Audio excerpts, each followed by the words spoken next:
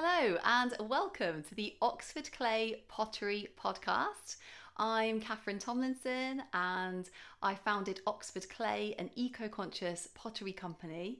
So on this podcast, we're going to be talking about all things pottery related, often with an eco-conscious twist, and I can't wait to share it with you. Let's go.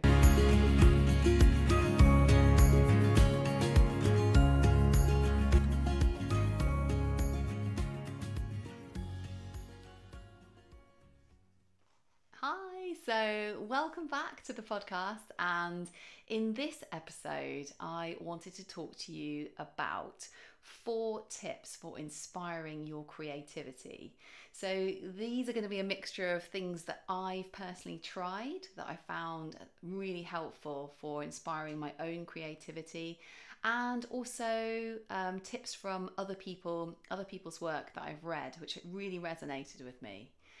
So let's get on to the first top tip for inspiring your creativity. Okay, so my first top tip is don't compare yourself to other people. So, there is that saying, comparison is the thief of joy, and that is absolutely true, in my opinion. So, like when you see other people's work, sometimes it can be inspiring, and sometimes you can think, oh gosh, they're loads better than me, I'll never be like that. And those kind of thoughts really do squash your own creativity and your own creative inspiration.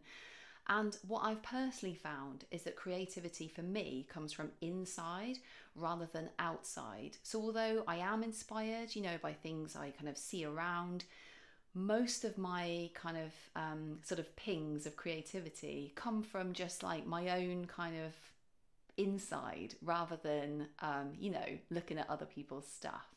So that would be my first top tip. Obviously look at other people's work and stuff if that's something that, you enjoy doing or that you do find inspiring. But quite often I think they can lead to sort of like negative self-talk, definitely for me. So I've kind of steered away from that, and it's really improved my kind of linking with my own creative practice, like inside. Okay, so my second top tip is to actually practice being creative. So this might sound really, counterintuitive if you're saying like, oh, my creativity comes from inside, but then like it's actually just a kind of practice. But actually what I found is that the more I practiced being creative, the more I wanted to be creative, and the more creativity started to kind of flow for me.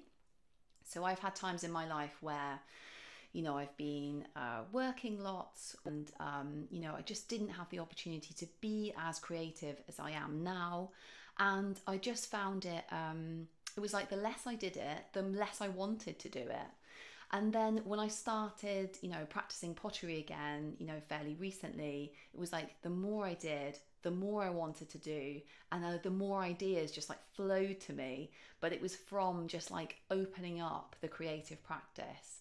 So, creativity doesn't have to be necessarily like, doing pottery. If you want to do pottery, if you want to be more creative in pottery, creativity is basically, it can be just doing something new.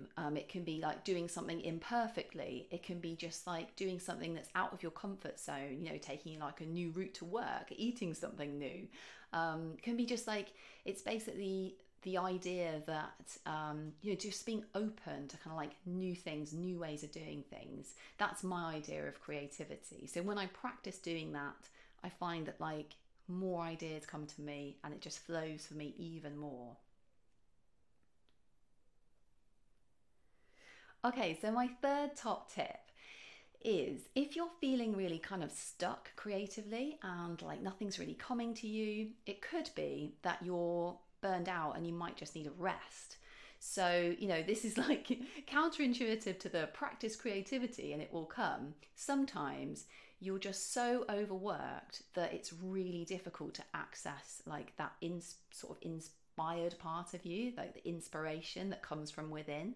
And when I've had times like that, it's when I've been really tired or just overworking, really. So my top tip for when you feel like that is basically just to take a break, and just have some time doing like nothing, just kind of daydreaming, or just doing something that's like just for the joy of doing it, rather than something to kind of like, oh, I must be creative and inspire myself. Just practice like, messing about with something, like being messy, or just maybe moving your body, or listening to music, or just taking time out, So rather than putting pressure on yourself, just enjoy resting. And often that can be just like the time and space you need for like ideas to come back to you and stuff. Okay, so my fourth top tip is actually not really my top tip. It's actually from this really fantastic book. So for those of you listening on the podcast, it's called The Why: Healthy Habits for an Epic Life by Isabel Cornish. And I got this book out of the library recently, and it's so good. It's got this really cool chapter on being creative. And she basically Isabel Cornish talks about how creativity is actually a really like healing aspect to your life, a sort of creative practice. And she talks about, how creativity is actually used in treatment of disordered eating. To kind of promote like a more sort of like flexible mindset, and as a kind of healing practice, basically. So she writes, the correlation between creativity and healing could be due to the way that art helps to express feelings and emotions, as well as challenge perfectionism and decreased flexibility. So I just couldn't agree with that more, really. It's really, creativity is just, so important. If you kind of have perfectionistic tendencies, it's really, it's a great thing to practice, really. Just kind of, that kind of flexibility, really, that comes from creativity, getting things wrong, failing. So what Isabel Cornish, so one of her top tips for inspiring creativity is to be present in the moment. And so she talks about, if you're caught in the past or in the future, you'll be removed from what is right here and now.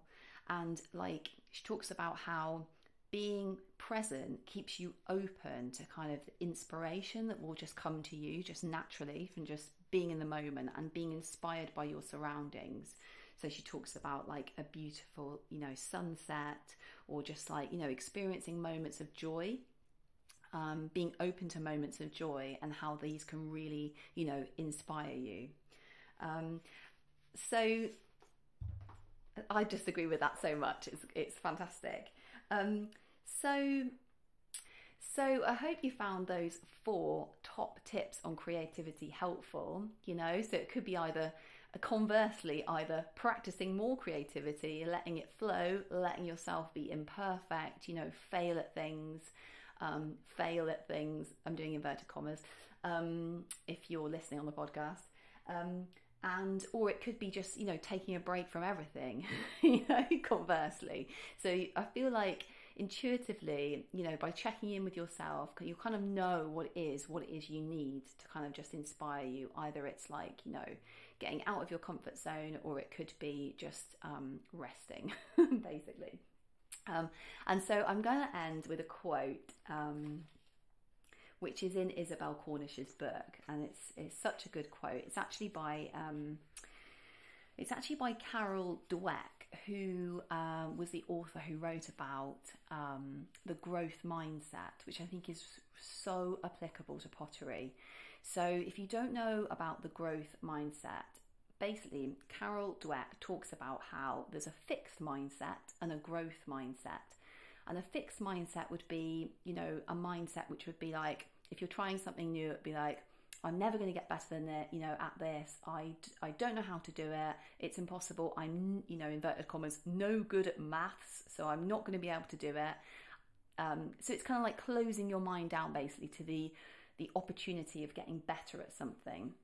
Whereas like a growth mindset would be like, okay, I can't do it now, but I'm sure I can learn, like some of it I might be like imperfect. I'm gonna make mistakes, but actually in the end I'll get better if I just like try and be open to kind of like getting it wrong, basically. So I think in pottery, the growth mindset is just such an incredible kind of attitude to apply to pottery, because quite often things aren't going right.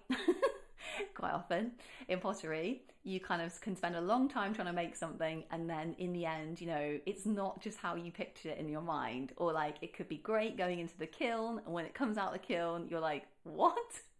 That's horrible. So, inverted commas, a failure. So I think it's just, I think a growth mindset is just a fantastic mindset to apply to pottery. So this quote by Carol Dweck in Isabel Cornish's book is so good. It says, "Why waste time proving over and over how great you are when you could be getting better?" I just love that quote so much. It's just about kind of allowing yourself to get things wrong and to fail. And I just think, what a better attitude than that to apply to apply to pottery. There is no better attitude, basically.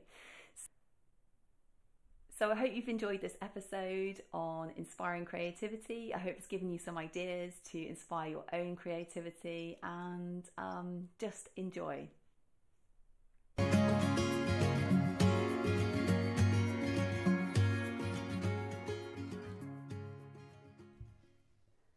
So if you liked that and you're interested in learning more about pottery, eco-conscious pottery, tools and techniques for potters, there's so much for you on the Oxford Clay website. There's blogs, ebooks, e-courses, video courses, and I can't wait to see you there.